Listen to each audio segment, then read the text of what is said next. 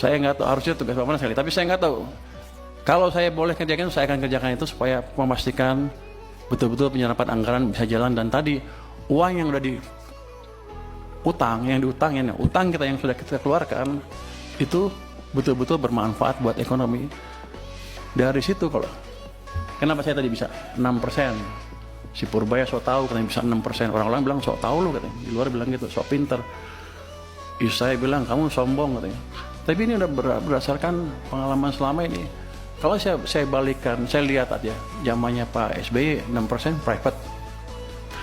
Zaman Jokowi pemerintah 5. Kalau kita gabungkan gimana?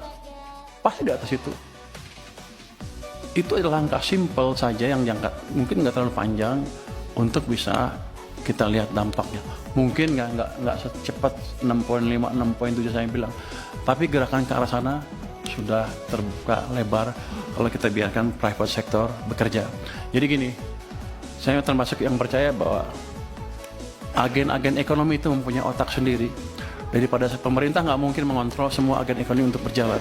Tapi saya ciptakan kondisi di mana mereka berpikir dan berjalan dan bisa tumbuh, bisa berbisnis dengan situasi yang ada. Itu yang ingin kita ciptakan. Nanti setelah itu ada baru tadi program-program investasi. Ini kan nggak lama lah saya beresin. Nanti setelah itu tadi yang debottlenecking akan kita kerjakan Pak Hekal untuk investasi. Saya dulu pernah jadi, saya nggak tahu boleh nggak gitu Kemenkuan. Nanti saya bentuk tim aja di Kemenku. Saya dulu pernah menjadi wakil ketua tim debottlenecking di zaman pemerintah sebelumnya.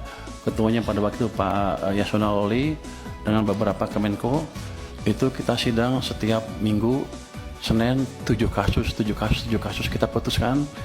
Saya mecahin 300 kasus dilaporkan kami, kita pecahkan 193 kasus investasi berhubungan dengan investasi sebesar 890 triliun.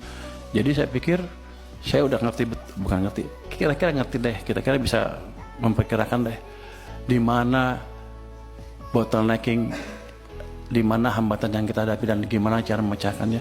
Itu bukan tugas Kementerian Keuangan, tapi kalau boleh nanti saya bentuk tim aja di Kementerian Keuangan.